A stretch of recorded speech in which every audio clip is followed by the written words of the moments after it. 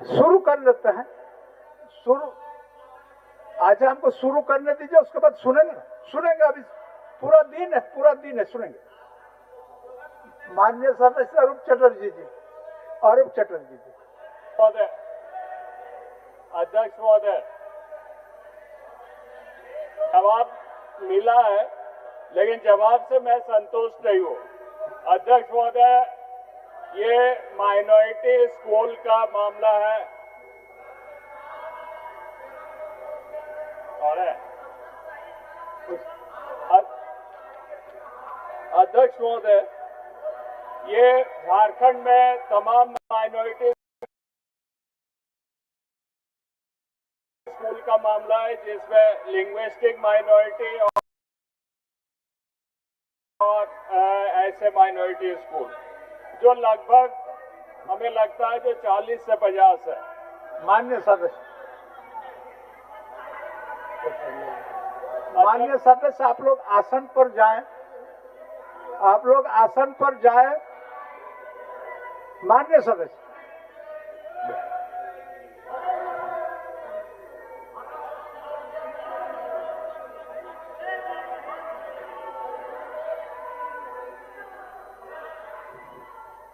सदस्य, आप लोग आसन पर जाएं। आप लोग आसन पर जाएं।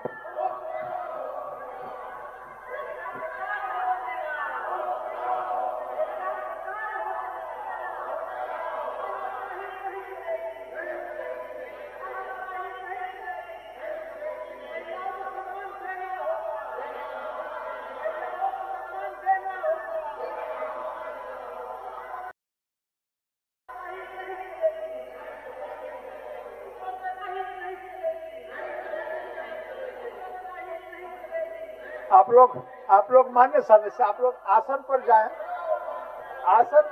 तो मान्य संसदीय कार्य मंत्री कुछ बातों को रखेंगे। आप लोग जाइए तो हम बोलेंगे उनको। आप लोग जाइए आसन पर। मान्य सदस्य, आप लोग आसन पर जाएं। आप वहाँ बताइए, बैठिए ना, बैठिए। आप लोग आसन से संसदीय कार्य मंत्री बैठ करके कुछ बोलना चाह रहे हैं। चलिए। जो भी बातें हैं वो आसन पर बैठ करके बताइए, सरकार संज्ञान लेगी। अगर ऐसी कोई स्थिति आती है तो निश्चित रूप से संवेदनशीलता के साथ सरकार कार्रवाई करेगी। अध्यक्ष महोदय, थाना से यहाँ काफी विधायक हैं, मुख्यमंत्री भी उसी क्षेत्र से है। दुमका में आप सबको ध्यान में होगा, पिछले 24 तारीख को वहां मजदूर यूनियन के नेता को गोली लगती है और आज तक अपराधियों को पकड़ा नहीं गया है। और आज वहां के मजदूर यूनियन ने, ट्रक एसोसिएशन, बस एसोसिएशन वालों ने पूरा बंद कर रखा है, हड़ताल कर रखा है। यानी किस प्रकार से सरकार काम कर रही है उसका एक उदाहरण है। फिर आपने देखा कि पिछले दिनों यहाँ राजरापा मनुक्त ने जल सहियाओं के साथ जो बर्ताव किया, जो व्यवहार किया, तो ये कहां से लगेगा कि ये सरकार आबुआ सरकार है। कानून व्यवस्था तो आए दिन बिगड़ा हुआ है अध्यक्ष महोदय, और सदन में भी मंत्रीगण कैसे उत्तर देते हैं। कल एक घटना को हम देख रहे थे, सुन रहे थे, सत्ता पक्ष के विधायक थे जो सवाल उठा रहे थे और भूमि सुधार मंत्री वो इतना ही पूछ रहे थे कि ये बताओ किसने बेचा और किसने खरीदा, उसका नाम तो है, लेकिन बेचा किसने वो नहीं बता रहे थे। वो इधर से उधर भाग रहे थे। तो लगता है कि सरकार यहाँ हेमंत सोरेन की नहीं चल रहा है, यहाँ मंत्रियों की नहीं चल रहा है। सरकार लगता है बाबू लोग सरकार को चला रहे हैं। और इसीलिए हम कहेंगे अध्यक्ष महोदय, आप सब कुछ प्रश्नकाल छोड़ करके, ज्वलंत मुद्दा है, आज कोई अंचलों में किसी की बात नहीं सुनी जाती है, बिना पैसा से कोई काम नहीं होता है। बहस इस पर होनी चाहिए कि हम प्रश्न उत्तर करके कोई सवाल, यहाँ कोई उत्तर मिलता नहीं है, और उत्तर मिलता उससे कोई कार्रवाई होता नहीं है। कल भी आपने देखा कि जो पिछले कई सदस्यों ने सवाल को उठाते हैं कि भाई पिछले सत्र में भी उठाए थे वही जवाब था और इस सत्र में भी वही जवाब मिल रहा है। इसका अर्थ है कि कोई काम होता नहीं है, सरकार पदाधिकारी काम करते नहीं है, करा नहीं पाते। इसलिए हमने कहा कि ये सरकार आबुआ नहीं है, सरकार ये बाबू लोगों की सरकार है। और माननीय इस पर बहस होनी चाहिए अध्यक्ष महोदय। हम यही आप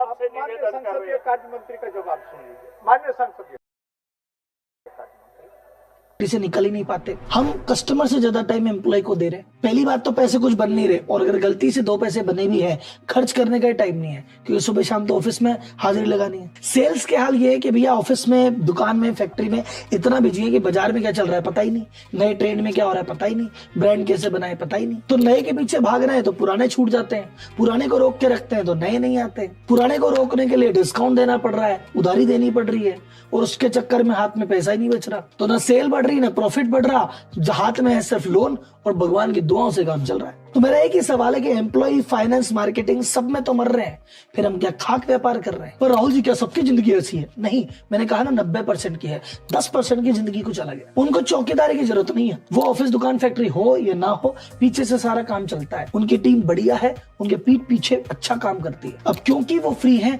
वो सेल पे भी ध्यान दे पा रहे हैं, नए प्रोडक्ट जोड़ रहे हैं, नए कस्टमर जोड़ रहे हैं, और जब नए नए कस्टमर आ रहे हैं तो पुरानों पे डिपेंडेंसी नहीं है, तो पुराने भी नखरे नहीं दिखा रहे, टाइम से पैसा दे रहे हैं, और जो नाटक कर रहे हैं उनके लात पड़ रही है। और सबसे इंपॉर्टेंट चीज, इतना सारा काम करने के बाद भी मोस्टली फ्री रहते हैं, दिन में 2-3 घंटे से ज्यादा काम नहीं करते। ये समाज में भी एक्टिव हैं, घर में भी एक्टिव हैं, खेल भी रहे हैं, जिम भी जा रहे हैं, सब कुछ मजे कर रहे हैं। अब आप सोचोगे राहुल जी हम तो 10-10, 12-12 घंटे काम कर रहे हैं तो बिजनेस संकट में नहीं आ रहा, ये 10 गुना बड़ा बिजनेस 2-3 घंटे में कैसे मैनेज कर लेते हैं? आपके दिमाग में अगर सवाल है तो आज आपका शुभ दिन है। मैं हूं राहुल मलोदिया, इंडिया का मोस्ट फॉलोड चार्टर्ड अकाउंटेंट। मेरे सोशल मीडिया पे 1.5 करोड़ से ज्यादा फॉलोअर्स हैं, और मैं एज अ बिजनेस कोच अब तक 3.5 लाख से ज्यादा बिजनेसमैन को ट्रेन कर चुका हूं। मैं ये ट्रेन करता हूं कि भैया आपके जीवन में ये सारी कमियां क्यों है, इसके पीछे कारण क्या है, और कैसे ये सॉल्व होगी। तो ये बड़ी बड़ी कंपनियों के सीईओ जो काम कर रहे हैं, इनका सीक्रेट क्या है, और कौन कौन से ऐसा स्किल है जो एज अ बिजनेसमैन आपको सीखने चाहिए। ये मैं करता हूं एक मेरी मास्टर क्लास के माध्यम से, जिसका नाम है व्यापारी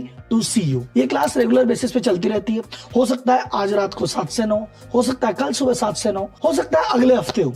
अब जब भी आपको मिले आपकी किस्मत। बट आपको एक ऑफर में जरूर दे सकता हूं कि अगर आप अभी इसको रजिस्टर्ड करते हैं तो आपको 2 ई बुक फ्री मिलती है, एम्प्लॉय मैनेजमेंट और माइंडसेट की। और 24 घंटे के अंदर अंदर अगर आप क्लास अटेंड कर पाते हैं तो आपको 2 ई बुक और फ्री मिलेगी, फाइनेंस की और मार्केटिंग की। तो रजिस्टर्ड करने में फायदा है, अटेंड करने में डबल फायदा है। तो रजिस्टर्ड कीजिए अभी के अभी। और क्योंकि मैं जानता हूं भारत की जनता है, आप पहले इस्तेमाल करते हैं फिर विश्वास करते हैं, तो आप पहले ये 2-3 घंटे की जो हमारी मास्टर क्लास है इसको अटेंड कीजिए। आप देखिए कि क्या मैं आपकी प्रॉब्लम को समझ पाया, क्या मेरे पास सॉल्यूशन है, फिर अपन आगे बात करें। तो रजिस्टर करें अभी के अभी, और मिलते हैं अगली क्लास में। ये क्लास आपका बिजनेस और जीवन दोनों बदल देगी, ये आपके भाई का वादा है।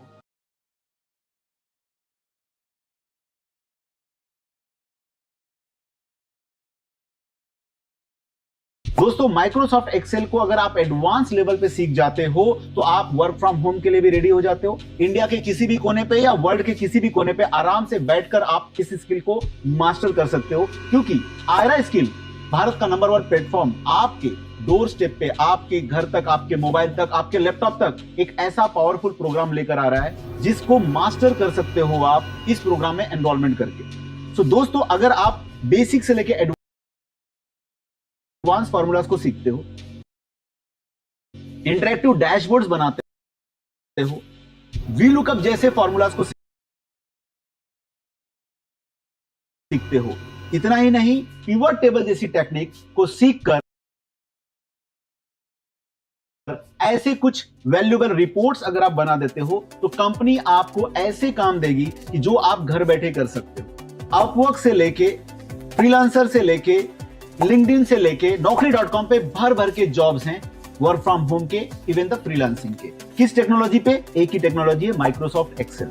और माइक्रोसॉफ्ट एक्सेल के अंदर मैं आपको मास्टर कर सकता हूं। हेलो दोस्तों, तो मेरा नाम है राज सिंह, मैं एक माइक्रोसॉफ्ट सर्टिफाइड ट्रेनर हूं। पिछले 17 सालों से मैं इंडस्ट्री को ट्रेन करते आ रहा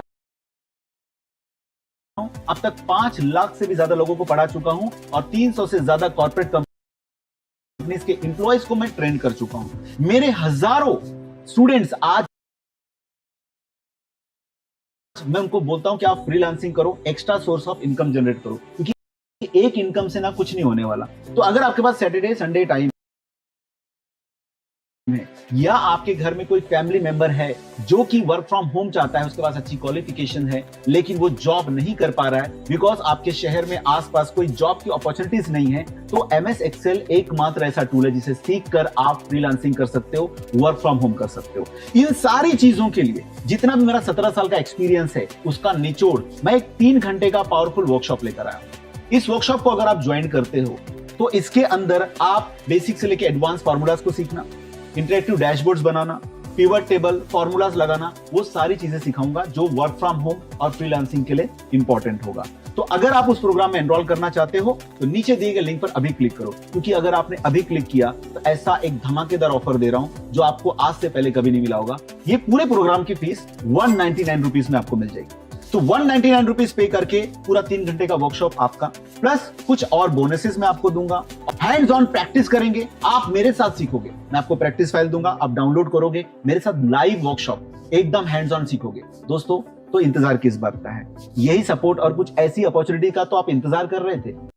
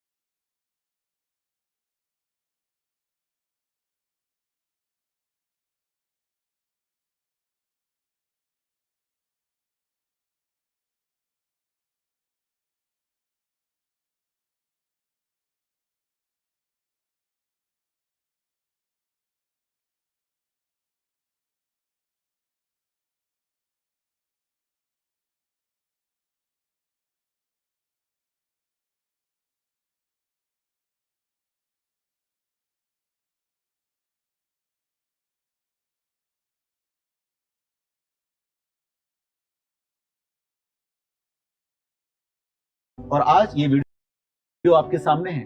तो नीचे दिए गए लिंक पर क्लिक करो और मैं राज सिंह आपको मिलता हूं वर्कशॉप के अंदर।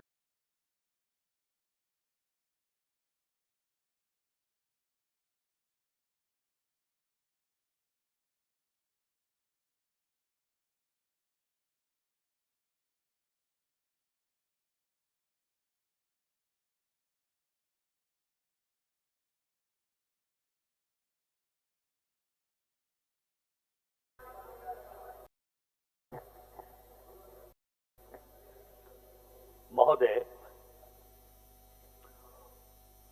मान्यवर प्रतिपक्ष नेता ने भ्रष्टाचार, कानून व्यवस्था और जो सरकारी कार्यालय में कर्मचारी, बड़ा बाबू की जो कार्य संस्कृति है उसके बारे में कहा है। और उन्होंने कहा है कि प्रश्नकाल को स्थगित करके विशेष चर्चा कराई जाए, उस पर बहस हो। मैं समझ नहीं पा रहा हूं, संसदीय व्यवस्था को मान्यवर श्री बाबूलाल मरांडी जी बहुत बेहतर तरीके से जानते हैं। कल ही कार्य मंत्रणा समिति की बैठक हुई, आपने कभी भी उस बैठक में ये नहीं कहा कि सारे काम को छोड़ करके राज्य में कानून व्यवस्था, भ्रष्टाचार और बाबूगिरी को लेकर के विशेष चर्चा कराई जाए। इसकी मांग तो आपने कभी रखा ही नहीं कार्य मंत्रणा समिति की बैठक में। अगर कार्य मंत्रणा समिति की बैठक में आपने इस विषय को रखा होता तो निश्चित रूप से कार्य मंत्रणा समिति के अध्यक्ष और सभी सदस्य इस पर विचार करते। इससे ये स्पष्ट होता है कि यहाँ सदन में आपने जो कहा है राज्य में बिगड़ती हुई कानून व्यवस्था और भ्रष्टाचार के बारे में, आप भी नहीं चाहते हैं कि इस पर कोई चर्चा हो। सिर्फ यहाँ बोलने का कारण यही है कि आपके बातें अखबार तक जाए और अखबार में छपे। मैं ये बात कहना चाहता हूँ महोदय, जहां तक सवाल है करप्शन का, जहां तक सवाल है कानून व्यवस्था का, तो मैं बहुत ही दृढ़ता के साथ ये बात कह सकता हूं कि अगर हम कंपेयर नहीं करते, हम तो चाहते हैं कि शांति रहे, कानून व्यवस्था नियंत्रित रहे, करप्शन के मामले सामने नहीं आए, ये हम भी चाहते हैं। लेकिन हम इतना जरूर बताना चाहते हैं कि जनरल अगर आप कोई बात करेंगे तो सरकार कुछ नहीं कर सकती है। आप स्पेसिफिक बताइए कि यहाँ ये करप्शन का मामला हुआ है, तो निश्चित रूप से ऐसे कोई भी पदाधिकारी या कर्मचारी होंगे, हेमंत सोरेन की सरकार उसके विरुद्ध कार्रवाई करेगी। महोदय, दूसरी बात, आपने रजरप्पा की बात की, आपने रजरप्पा का मामला उठाया था। अध्यक्ष जी का, माननीय निर्मल जी, माननीय निर्मल जी बैठिए, सुन लीजिए, बैठिए। माननीय निर्मल जी, आप बैठिए प्लीज।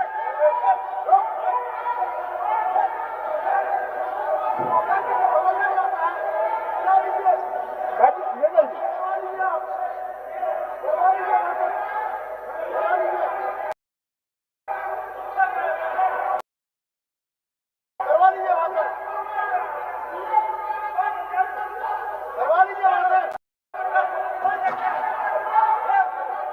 आप जवाब सुनना नहीं चाहते हैं,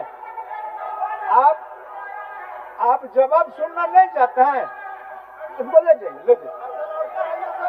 आप जवाब सुनिए,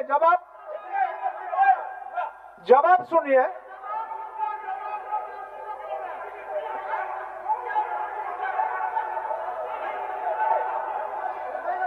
उनको ले जाइए, नवीन जी ले जाइए। चलिए बैठिए, आसन पर बैठिए, चलिए। संसदीय कार्य मंत्री जवाब दे रहा है, चलिए। इनको ये सुनिए, इनको मार्शल आउट करिए, उसको निकालो। माननीय प्रतिपक्ष मार्शल आउट करिए उनको ले जाइए। बैठिए, आप लोग बैठिए। इनका इमोशन ठीक नहीं है। जब बाबूलाल मरांडी जी बोले बात को, संसदीय कार्य मंत्री जवाब दे रहा है, हम लोग अरे ऐसा लगता है ये कोई अखाड़ा है क्या? अखाड़ा के जैसा इस्तेमाल करता है। अरे भाई, ये सब माननीय विधायक लोग, चुने हुए विधायक बैठे हुए हैं। चलिए बैठिए, बैठिए, सब चुने हुए विधायक हैं। चलिए बैठिए, बैठिए आप लोग, बैठिए, बैठिए, बैठिए आप लोग, बैठिए, बैठिए आप लोग, बैठ, एक मिनट बोलिए। संसदीय कार्य मंत्री, संसदीय कार्य मंत्री, आपका जवाब शेष हो गया। बोलिए, आप संसदीय कार्य, नवीन जी सुनिए, सुनिए, सुन लीजिए नवीन जी। उसके बाद जो आपत्ति होगा आप फिर बोलिएगा, उसमें कोई दिक्कत नहीं है। हम लोग तो समाधान की ओर जा रहा है। और एक बात नवीन जी, माननीय प्रतिपक्ष के नेता भी सदन में है। कोई भी चुने हुए जनप्रतिनिधि का इस तरह एक्शन, इस तरह का रिएक्शन, इस तरह का आचरण सदन के अंदर में, हमको नहीं लगता है ना आप लोगों को अच्छा लगेगा, ना इधर अच्छा लगेगा, ना किसी को अच्छा लगेगा। ऐसा नहीं होना चाहिए। आप जवाब बोलिए, सरकार जवाब देगी। अभी संसदीय कार्य मंत्री का जवाब सुन लीजिए, उसके बाद बोलिएगा।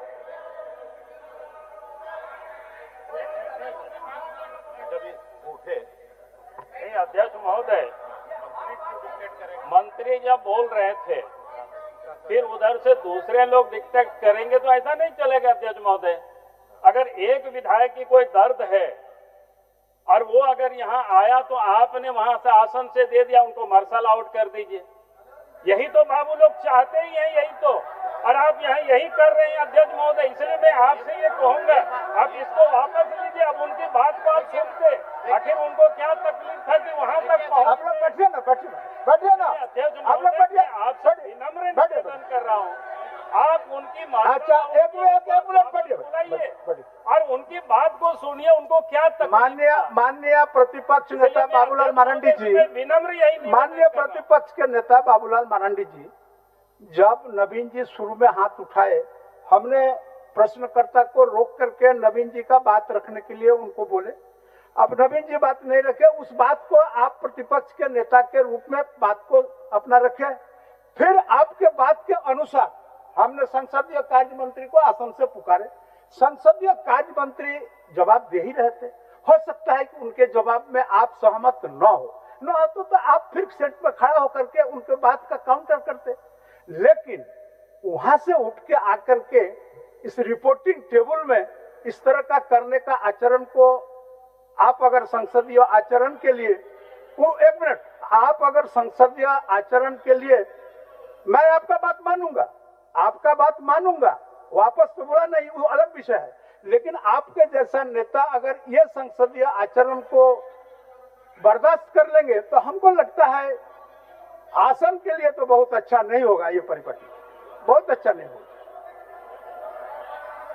अध्यक्ष महोदय, मेरा ये निवेदन है, आपसे विनम्र प्रार्थना है, क्योंकि आप देखे होंगे पूरे सदन के कोई नहीं गया, एक विधायक को वहाँ आना पड़ा। आखिर उनका दर्द तो आप कहते कि आप वहाँ, उससे भी तकलीफ नहीं था माननीय नेता प्रतिपक्ष, उससे भी तकलीफ नहीं था। वो आते, इसके पहले सारे माननीय विधायक लोग आए, उसमें आसन का कोई तकलीफ नहीं था।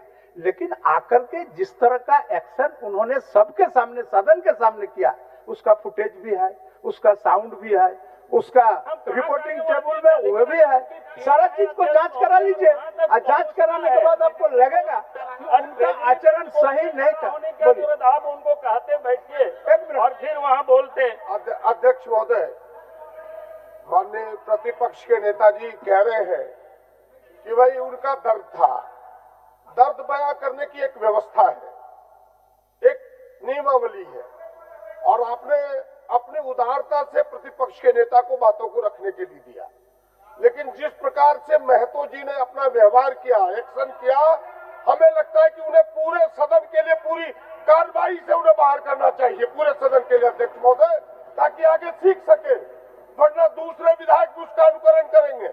ये आदत और लोकतांत्रिक है और शोभनीय है।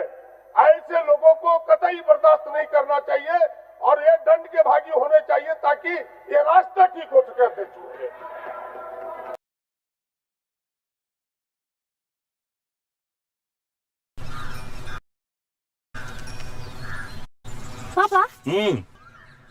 इसमें देश है बेटा।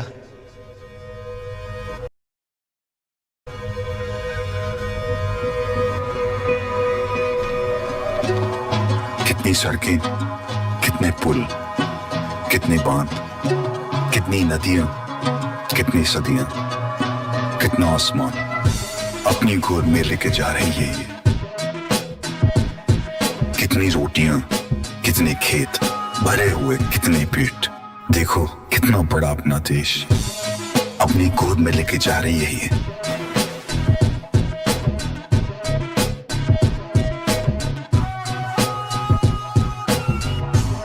ये जो अपनी गाड़ी है, इस पे भारत आगे बढ़ता है।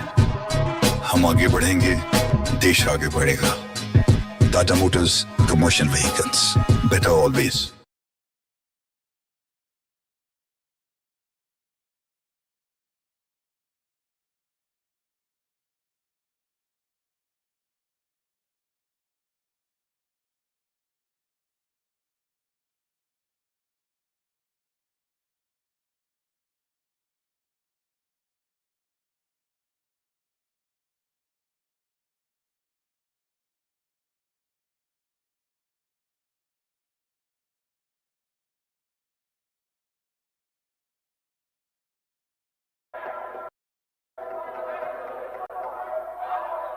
बोलिए।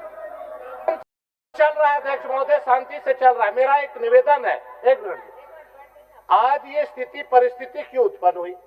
पॉइंट नंबर 1 अध्यक्ष महोदय, माननीय विधायक जब खड़े हुए अपनी बात को बोलने के लिए, तो यहाँ ट्रेजरी बेंच से मंत्री गण का जिस तरह से व्यवहार आचरण आया, क्या ट्रेजरी बेंच कभी भी खड़ा होने के लिए, जब वित्त मंत्री बोल रहे हैं तो वो खड़ा होंगे?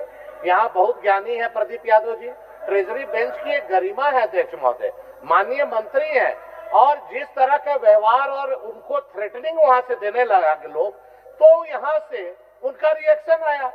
आप भी संयम रखिए, माननीय विधायक भी संयम रखे, सभी को अपना आचरण जनता के सामने दिखाना है, लेकिन प्रवोक किया गया अध्यक्ष महोदय।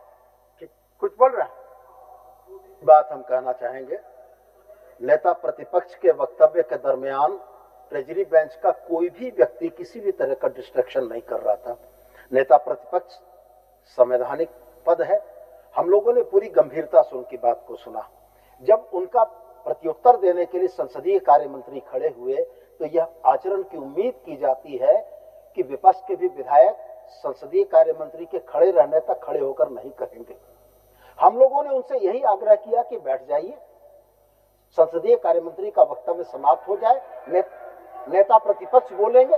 सुनिए, आप बोलिए, आप इधर आसन की तरफ। हाँ सर, हम लोगों ने यही कहा, और आज हम इस बात को दोहरा कर कहते हैं कि जो आचरण माननीय सदस्य के द्वारा इस सदन में किया गया, प्रस्तुत हुआ, अगर उसको डिफेंड भारतीय जनता रूप से इस सदन की गरिमा का इनको ध्यान नहीं इसलिए कर रहे हैं। फुटेज मौजूद है, कार्य मंत्रणा समिति मौजूद है, और आचरण दोनों तरफ से बराबर होना चाहिए मान्यवर। ठीक ठीक, चलिए चलिए, अब हम लोग आगे बढ़ते हैं। आप चलाएंगे कि ट्रेजरी बेंच सदन को चलाएंगे अध्यक्ष महोदय?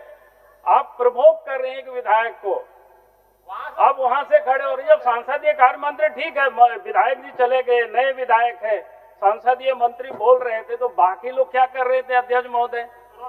तो आप उनको चुनौती दे रहे थे, बाकी आप सदन, लेकिन बाकी लोग अगर ट्रेजरी बेंच चलाने लगे तो ये ठीक नहीं है अध्यक्ष महोदय। और चलिए अब हम लोग आगे बढ़ते हैं। कि तो इस विधानसभा में आप लोगों ने क्या क्या नहीं देखा, क्या नहीं हुआ है ठीक है अध्यक्ष महोदय, कि ये कह रहे हैं कि स्पीकर के ऊपर जूता भी देखे हैं। चलिए, जूता चलते हैं। इनका जवाब शेष होने दीजिए, जवाब इनका जवाब शेष होने, इरफान जी, उनका जवाब तो शेष होने। चलिए इरफान जी, माननीय अध्यक्ष महोदय, मैं थोड़ी देर के लिए विचलित भी हूं और आहत भी हूं। अभी आपके कार्यालय कक्ष में बात हो रही थी कि सदन बहुत ही बढ़िया ढंग से चल रहा है। मैंने स्वयं कहा कि इसके लिए बधाई के पात्र हमारे विपक्षी सदस्य हैं। इतना बढ़िया से ये सदन चल रहा है, और ये आज भी, मैं अभी भी ये कह रहा हूं कि आप प्रशंसा के पात्र हैं, बधाई के पात्र हैं। और जिस बातों को आप यहाँ पे रखते हैं, जिन बातों को, नवीन जी, मैंने रात में आपको सूचना दी मोबाइल पर, आपने रजरप्पा का मामला उठाया। श्री हेमंत सोरेन की सरकार ने गंभीरता से लेते हुए डायरेक्टर जनरल ऑफ पुलिस से हमारी बातचीत हुई और उनके निर्देश पर एसपी रामगढ़ ने जाकर के मामले की जांच की और 4 लोगों को निलंबित किया और एक होमगार्ड का जवान जिसने बहुत ही एग्रेसिव होकर के उस युवक के साथ मारपीट कर रहा था, उसे सेवा से बर्खास्त कर दिया गया महोदय। और इसी तरह आज आप कह रहे हैं, ये मैं बहुत ही भावनात्मक ढंग से ये बात कह रहा हूं। आपने ये विषय उठाया है टंडवा के बारे में, गिरिडीह के बारे में। मैं निर्मल महतो जी से यही कहना चाहता हूं, 45 वर्ष का संसदीय अनुभव है हमारे, कई सरयू राय जी बैठे हुए, कई लोग हैं, रामेश्वर राव जी बैठे हुए। दर्द बेल में आने से और मेज को पटकने से दर्द दूर नहीं होता है। वहां से अगर आप कोई बात करिए, मैं फिर इस बात को दोहराता हूं कि ये गवर्नमेंट बहुत ही सेंसिटिव होकर के काम करना चाहती है।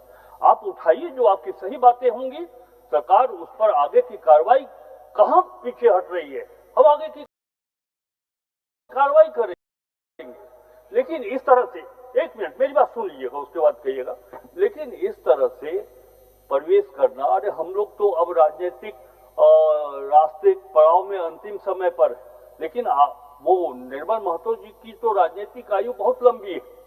इस आचरण से जो संसदीय महत्व आपको मिल सकता है, वो महत्व नहीं प्राप्त कर सकते, वो उपलब्धि हासिल नहीं कर सकते। इसलिए मेरा सुझाव होगा और सभी नए सदस्यों को कि संसदीय व्यवस्था में राजनीतिक आचरण बड़ा ही महत्व रखता है, इसे कभी खोने की जरूरत नहीं है। और मैं फिर एक बात जरूर कहना चाहूंगा कि हमारे नेता, पार्टी के नेता ने कहा कि पूरे सदन के लिए, पूरे सत्र के लिए उनको बाहर किया जाए।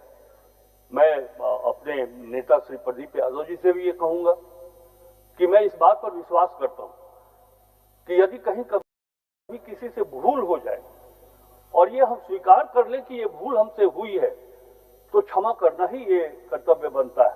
मैं अभी भी कहूंगा कि निर्मल महतो जी को अगर थोड़ा भी पश्चाताप हो जाए, सदन में आकर के वो कहें कि हमने गलत कृत्य किया है, वो हमें नहीं करना चाहिए था, तो मैं तो स्वागत करूंगा कि आए और सत्र में भाग लें। अध्यक्ष महोदय, बुलवा लीजिए, निर्मल महतो को बुलवा लीजिए। चलिए, हो गया, संसदीय कार्य मंत्री बोल दिए, अब इसको रगड़ने से फायदा है। निर्मल महतो को बुला लीजिए। चलिए अरूप जी, चलिए अरूप जी। अध्यक्ष महोदय, जवाब सरकार का मिला है, मुझे सिर्फ ये पूरक में पूछना है, जो अमित जी आप भी जाइए, आप भी बुला। झारखंड में कितने माइनॉरिटी स्कूल, इंक्लूडिंग भाषाई जो माइनॉरिटी होती है, कितने माइनॉरिटी स्कूल है और कितने स्टूडेंट्स है?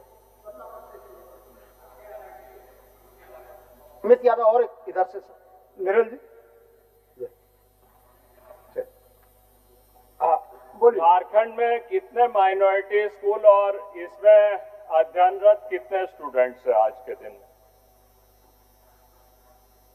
माननीय मंत्री कौन जवाब दे रहे हैं? मान्यवर वरिष्ठ सदस्य ने पूरक में नंबर ऑफ स्टूडेंट्स या छात्रों की संख्या के संबंध में नहीं पूछा था, इसलिए पूरक सामग्री में ये नहीं होगा। लेकिन फिर भी उनकी संतुष्टि के लिए मैं इस चलते सत्र के दरमियान ही यह जानकारी आपके माध्यम से उनको उपलब्ध करा दूंगा। ठीक है अध्यक्ष महोदय, मेरा प्रश्न था, जो जिस तरीके से सरकारी स्कूलों में बच्चों को साइकिल, कपड़ा या दूसरे तमाम सामग्रियां दिया जाती है, उसी तरीके से क्यों नहीं माइनॉरिटी स्कूलों को भी दिया जाता है? क्योंकि यहाँ भी कोई फीस नहीं लिया जाता है।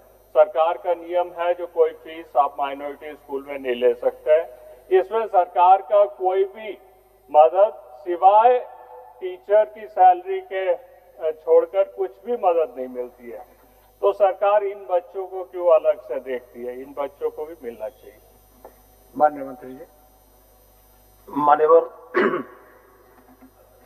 लिंग्विस्टिक माइनॉरिटी या धार्मिक अल्पसंख्यक के तौर पर जो भी स्कूल संचालित होते हैं, उन स्कूलों के संचालन में सहयोग हेतु सरकार शिक्षकों की सैलरी के अलावे कक्षा 1 से 8 तक में पाठ्य पुस्तक उपलब्ध कराती है। माननीय सदस्य और किस सुविधाओं की बात करना चाहते हैं वो अगर स्पष्ट करें तो मैं इसका उत्तर दे पाऊंगा। माननीय सदस्य। अध्यक्ष महोदय, पुस्तक तो है, पुस्तक मिलती है, जैसे ड्रेस, विद्यालय पोशाक, स्कूल किट, कॉपी तथा मुख्यमंत्री छात्रवृत्ति योजना का लाभ इन्हें नहीं मिलता है, और साइकिल भी है इसमें।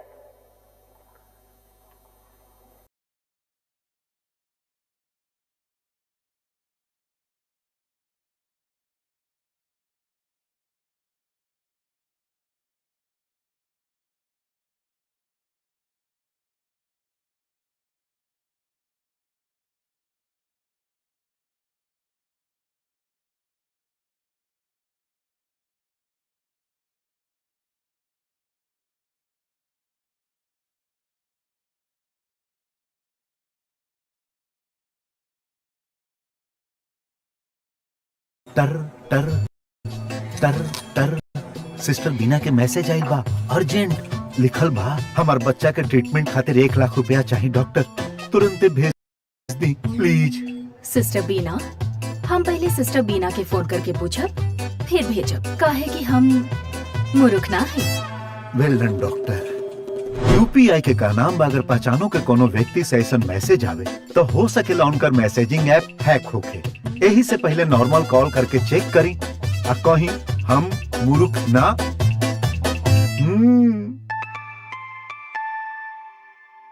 जाई रउओ केहू के टेस्ट लेही।